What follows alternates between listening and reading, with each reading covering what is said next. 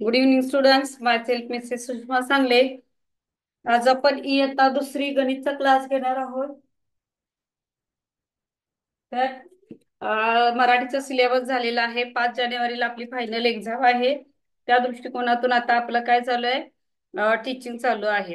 आलं लक्षात? तर आज इयत्ता दुसरी गणितचा क्लास आहे. त्याच्यामध्ये आपण लांबी, वस्तुमान आणि धारकता हा घटक आपला जो राहिला होता तो घ्यायचा आहे. लांबी, वस्तुमान म्हणजे धारकता. पहिल्यांदा लांबी बघूया. सगळ्यांनी लक्ष द्या.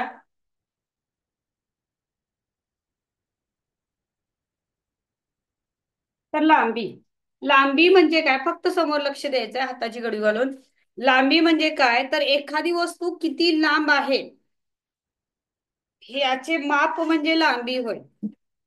भौतिकदृष्ट्या सर्वसाधारण मध्ये लांबी म्हणजे एका वस्तूचे माप म्हणजे आता ही दोरी किती रुंद आहे, किती या माप आहे या दोरीचं, असं करून आपण ह्याची लांबी काढू शकतो.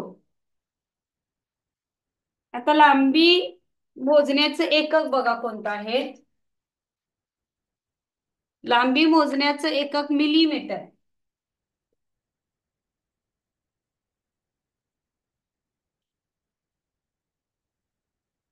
मिलीमीटर म्हणजे मिली. त्याच्यानंतर सेंटीमीटर. सगळ्यात लहान एकक लांबी मोजण्याचं मिलीमीटर. त्याच्यानंतर सेंटीमीटर. सेंटीमीटरला आपण सेमी म्हणतो. त्याच्यानंतर येतं ते किलोमीटर.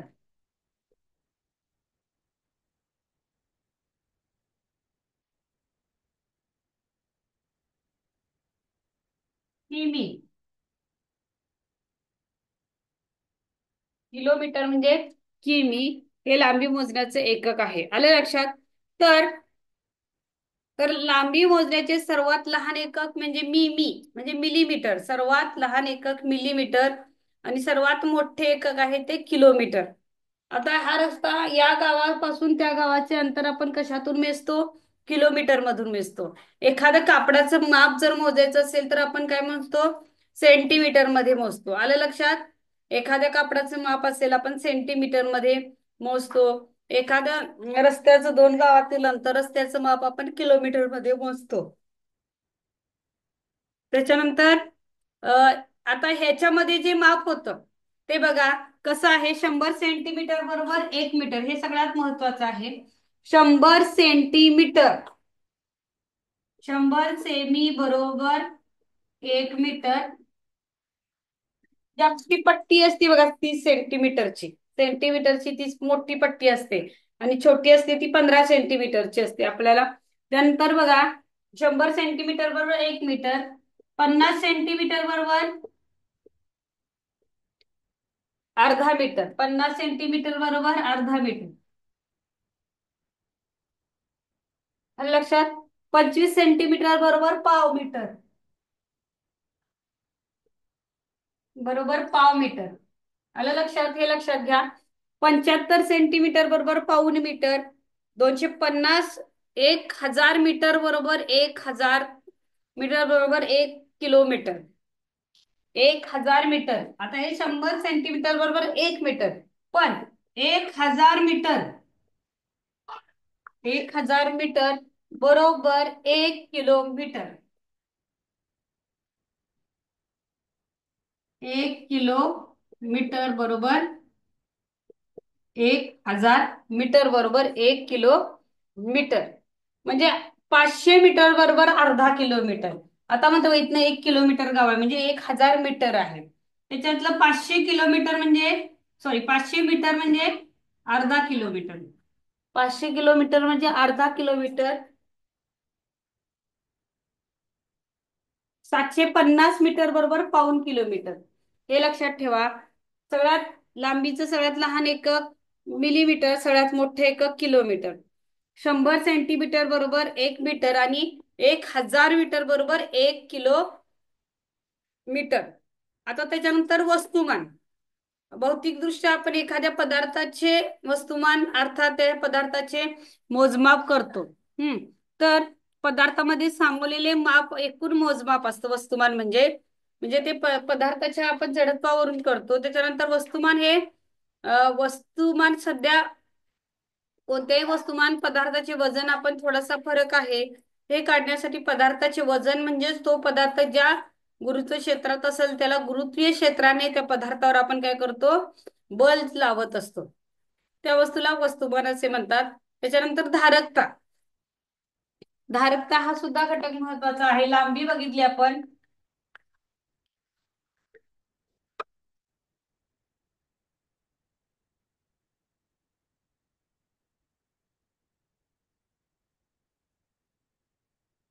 धारकता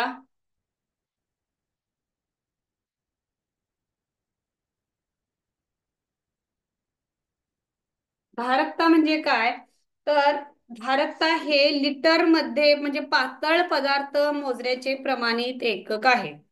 धारकतामध्ये मोजण्यामध्ये लिटर म्हणजे पातळ पदार्थ मोजण्याचे प्रमाणित एकक म्हणजे धारकता. आलं लक्षात?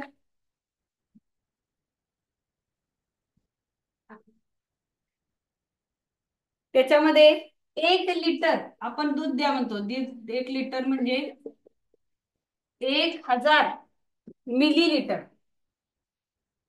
तुम्ही जर दूध आणायला गेला तर इथं दुधामध्ये दूध आणायला गेला तर अशा प्रकारे एक चंचू पात्र असतं बघा.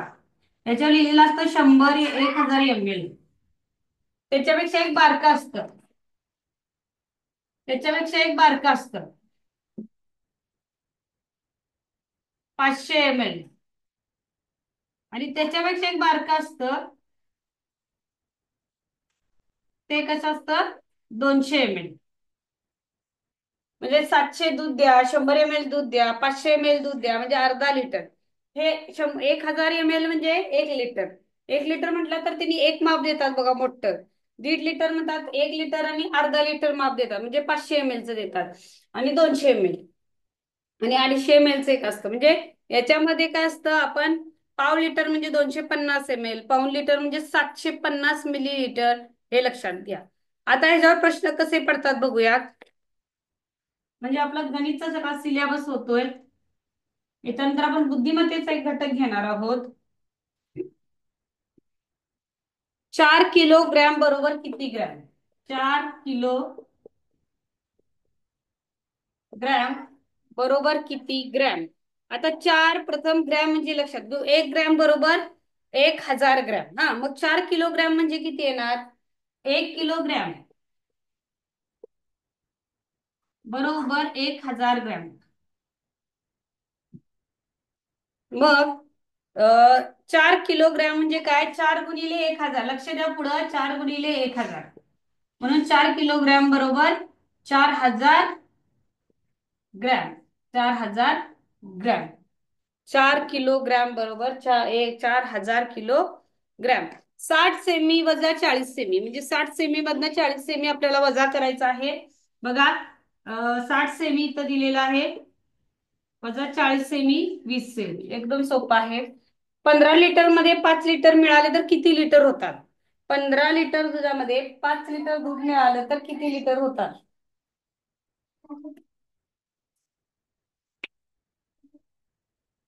तर 15 लिटर मध्ये 5 लिटर दूध मिळवल्यावर 20 लिटर दूध होतं. तर 2 किलोग्रॅम म्हणजे किती ग्रॅम? मगाशीच प्रश्न विचारला. 2 किलोग्रॅम म्हणजे किती ग्रॅम? 2 किलोग्रॅम म्हणजे बरोबर 2000 ग्रॅम. म्हणजे 1 किलोग्रॅम बरोबर 1000 ग्रॅम. लक्षात ठेवा. तर 100 सेमी बरोबर किती मीटर? सांगा बघू. 100 सेमी बरोबर 1 मीटर. 1 लिटर दूध म्हणजे किती मिलीलिटर? 1 लिटर दूध म्हणजे किती मिलीलिटर? तर 1 लिटर दूध म्हणजे 1000 मिलीलिटर. 1 लिटर दूध म्हणजे 1000 मिलीलिटर. अर्धा लिटर दूध म्हणजे 500 मिलीलिटर. आता याच्यात जी तोंडी लेखी जे प्रश्न येतात बघा. धारकता हे डॅश डॅश एककात मोजतात. तर धारकता कशात मोजतात? धारकता हे लिटर मध्ये मोजतात. वस्तुमानाला व्यवहारात आपण काय म्हणतो? वजन असे म्हणतो. वस्तुमानाला व्यवहारात आपण काय म्हणतो? वजन असे म्हणतो. लांबी मोजण्याचे सर्वात लहान एकक कोणते सांगा? लांबी मोजण्याचे सर्वात लहान एकक म्हणजे मिलीमीटर. लांबी मोजण्याचे सर्वात लहान एकक म्हणजे मिलीमीटर. धारकता हे लिटर मध्ये मोजतात. वस्तुमानाला व्यवहारात आपण वजन असे म्हणतो. आलं लक्षात? तर आपण कालमापन हा सुद्धा घटक घेतला होता याच्यामध्ये. आता नाणी नोटामध्ये आपल्याला तो सुद्धा आपला घटक झालेला आहे. नाणी व नोटा.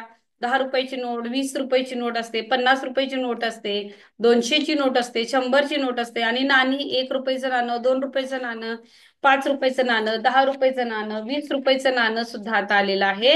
त्यामुळे हे सुद्धा आपल्याला नाण्यांचा सुद्धा घटक आपल्याला झालेला आहे. आता जो आपला घटक राहिलेला बुद्धिमत्तेचे, त्याच्यामधला आता मी एक घटक आता इथं शिकवणार आहे. तर भौमितिक आकार एक घेऊयात आपण ह्याच्यामध्ये.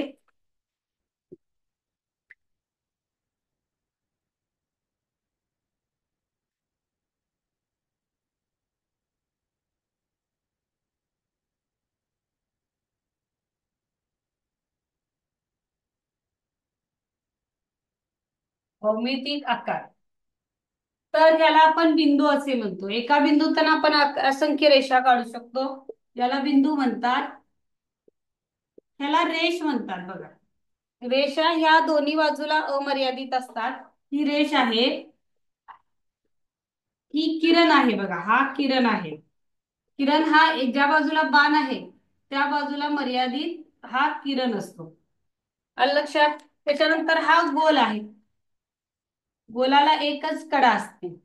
हा शंकू आकाराचा. तर शंकू आकारामध्ये काय असतं?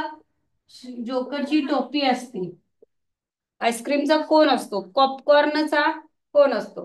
त्याच्यानंतर ही इष्टिकाचिती आहे बघा. विटेसारख्या आकाराची इष्टिकाचिती असते आणि ठोकळ्याच्या आकारासारखा असते ही इष्टिकाचिती.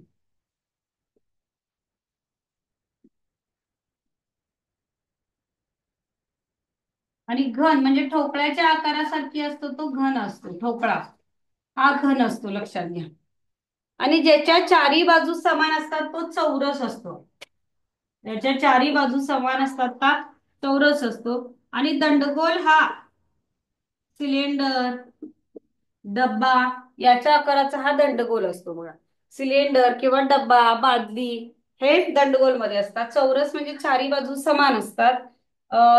शंकू मध्ये काय असतं? आईस्क्रीमचा कोन असतो. इष्टिका चिती म्हणजे विटेसारख्या आकाराची असते ती इष्टिका चित्ती असते. आणि हा घन असते.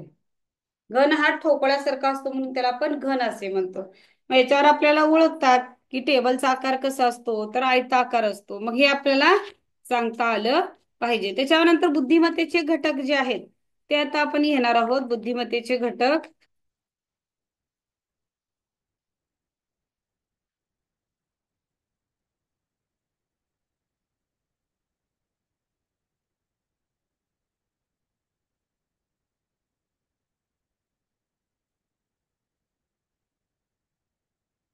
बुद्धिमत्ता,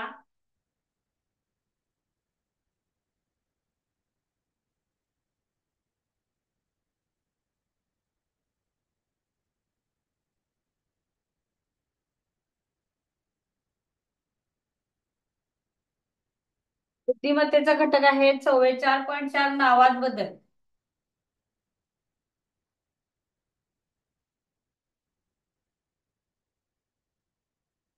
नावात बदल. आता नावात बदलचे एक दोन उदाहरण सोडून मी पुढचा घटक घेणार आहे. नावात बदल म्हणजे काय? तर याच्यामध्ये बघा, गाईला बैल म्हटले, बैलाला कुत्रा म्हटले. बघा लिहित जायचं. गाईला काय म्हटले? बैल. बैलाला कुत्रा. बैलाला कुत्रा म्हटले. कुत्र्याला घोडा म्हटले. कुत्र्याला घोडा म्हटले. घोड्याला मांजर म्हटले. घोड्याला मांजर म्हणले. तर सर्वात जास्त पळणारा प्राणी कोण? सर्वात जास्त पळणारा प्राणी म्हटले की बरीच घोडा लिहितात. काय लिहितात? घोडा लिहितात. पण घोड्याला काय म्हटलेलं आहे? इकडं बाण केलंय बघा, मांजर. घोड्याला काय म्हटलं हे आपण काय करायचंय? लक्षात घ्यायचंय. घोड्याला काय म्हटलेलं आहे? तर मांजर म्हटलेलं आहे. म्हणून इथं मांजर हे उत्तर येणार. तर बघा तोंडी प्रश्न बघा, बैलाला घुबड म्हटले, घुबडाला मासा म्हटले, माशाला ससा म्हटले आणि पामक पाण्यात राहणारा प्राणी कोणता? माशाला ससा म्हटले तर पाण्यात राहणारा प्राणी कोणता आहे? तर पाण्यात कोण राहतो? मासा राहतो. मग माशाला काय म्हटलेलं आहे? तर माशाला ससा म्हटलेला आहे. हे लक्षात घ्या, म्हणून ससा हे त्याचं उत्तर आहे. तांदळाला गहू म्हटले, गव्हाला बाजरी म्हटले, बाजरीला ज्वारी म्हटले, तर भात कशाचा करायचा? तर भात आपण कशाचं करतो? तांदळाचं करतो. मग तांदळाला काय म्हटलेलं आहे? गहू म्हटलेलं आहे. म्हणून त्याचं उत्तर काय येणार आहे? गहू उत्तर येणार आहे. आलं लक्षात? आता दुसरा आहे तो तर्कसंगती व अनुमान. पाचवा आहे तर्कसंगती.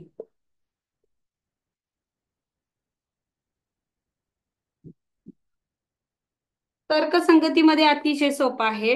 खालील आकृतीत किती त्रिकोण असतात? आता असं देतात, या आकृतीत किती त्रिकोण आहेत? मग आपण काय करायचं? एक दोन तीन नंबर टाकायचे आणि एक अधिक दोन अधिक तीनांची बेरीज करायची. मग एवढे त्या आकृतीत त्रिकोण असतात. एक अधिक दोन तीन, तीन आणि तीन सहा. म्हणजे याच्यामध्ये एकूण किती त्रिकोण आहेत? सहा त्रिकोण आहेत. आलं लक्षात? खालील आकृतीत हे बघा, बिंदू किती आहेत? आता याच्यात बिंदू किती आहेत बघा, एक दोन तीन चार पाच सहा बिंदू आहेत. मग उत्तर याचं सहा लिहायचं.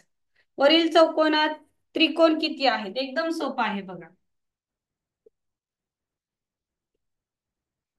आता याच्यामध्ये त्रिकोण किती आहेत असा प्रश्न विचारलेला आहे.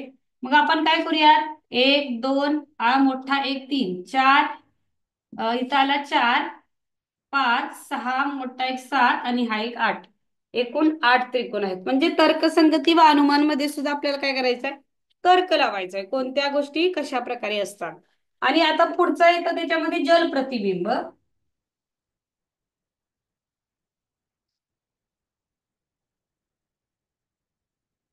जल प्रतिबिंब. आता जल प्रतिबिंब एकदम सोपं आहे. त्याच्यामध्ये वरची बाजू खाली आणि खालची बाजू वर दिसते. एवढाच याच्यामध्ये फरक आहे. या घटकामध्ये अक्षराची सुद्धा वरची बाजू खाली आणि खालची बाजू वर दिसते बघा. आता इथं ए काढलेला आहे.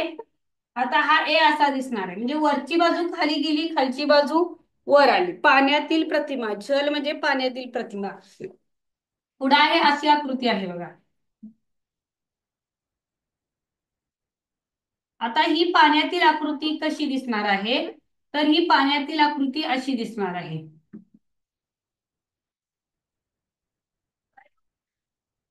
बघितला, वरची बाजू खाली आणि खालची बाजू वर दिसणार आहे. जरी असा बाण असेल तर असा,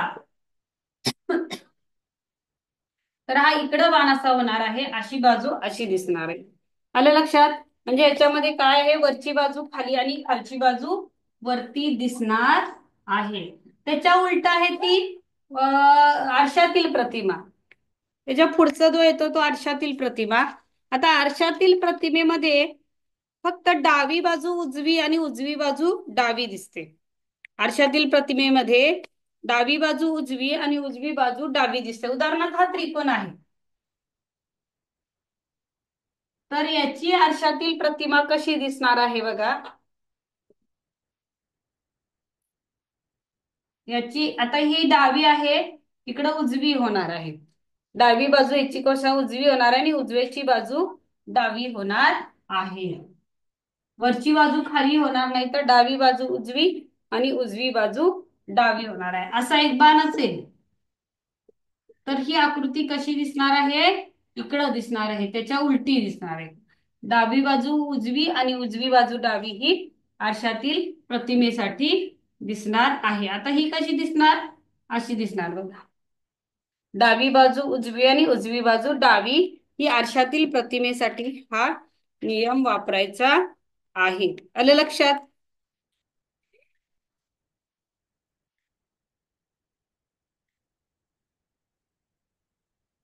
पुढे आपण जो समसंबंध बघणार आहे, पुढचा घटक जो आहे समसंबंध. या समसंबंधामध्ये आपल्याला काय करायचं आहे? अगदी सोपी घटक आहेत. म्हणजे काय?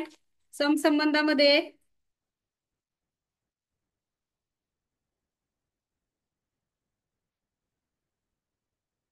समसंबंधामध्ये काय आहे? फळ आंबा बघा, फळ आंबा,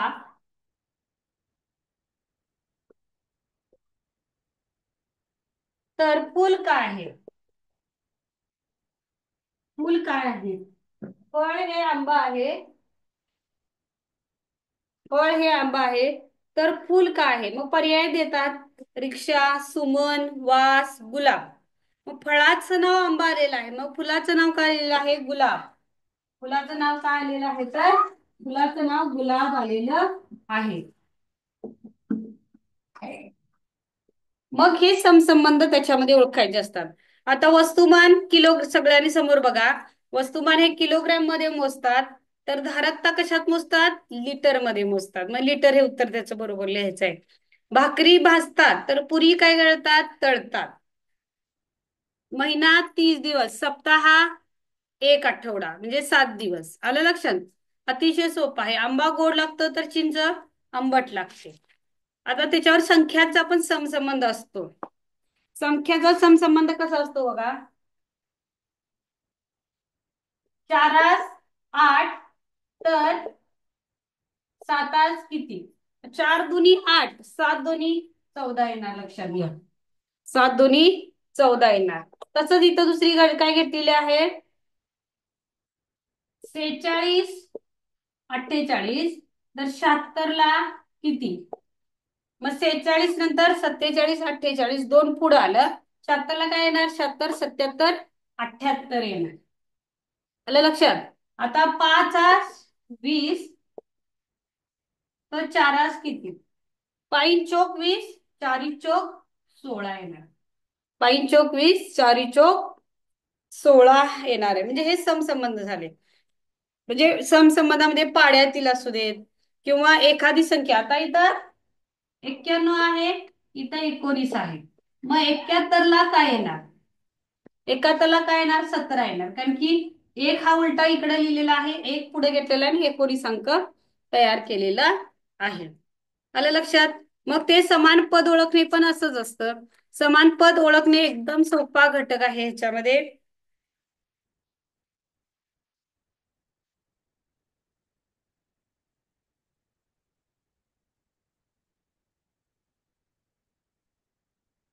समान पद ओळखणे हा घटक घेऊन आपण इथंच थांबूयात. आता समान पद ओळखण्यामध्ये एकदम सोपं आहे.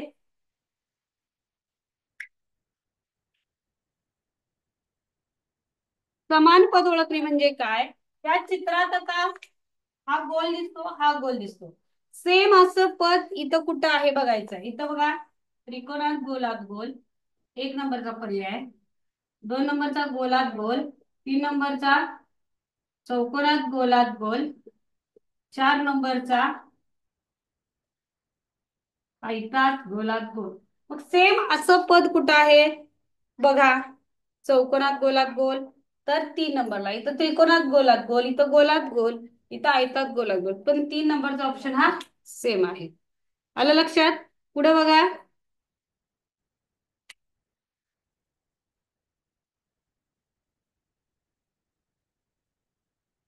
ही आकृती कुठं आहे बघा.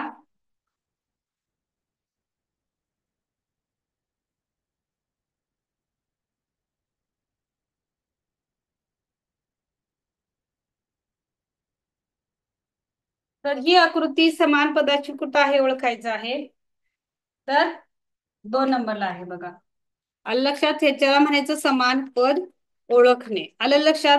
तर अशा प्रकारे आपण बुद्धिमत्ता, रांगेतील बुद्धिमत्ता हे घटक घेतलेले आहेत. त्याच्यानंतर आकृत्या.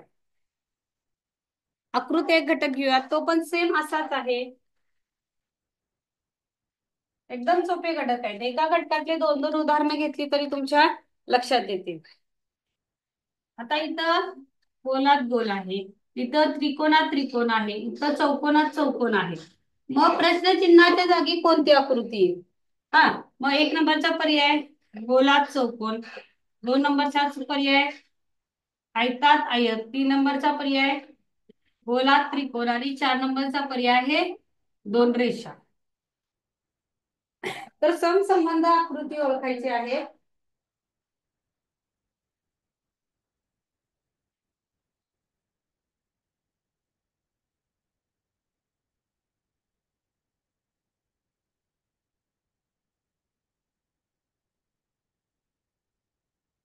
तर याची आकृती कोणती येणार?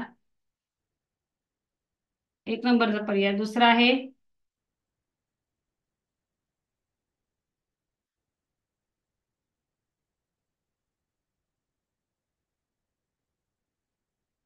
तर याचा संबंध बघा.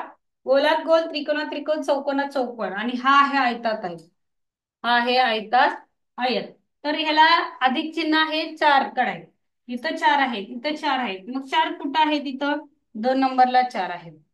काय आहेत? 2 नंबरला चार आहेत. अशा प्रकारे आपण ही सोपी गणित शिकायची आहेत. आज आपण इयत्ता दुसरी बुद्धिमत्ता व गणितचा क्लास घेतलेला आहे. 5 जानेवारीला आपली फायनल परीक्षा आहे.